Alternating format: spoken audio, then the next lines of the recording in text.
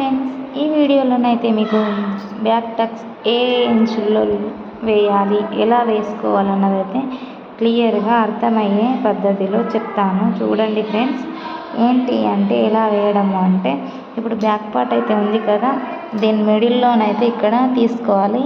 ఇక్కడ నుండి వెళ్ళి దీన్ని ఇలా ఫోల్డ్ చేసుకుంటే మనకు కరెక్ట్గా క్లాత్ అనేది, చూడండి ఫ్రెండ్స్, ఇలా చూపిస్తున్నాను.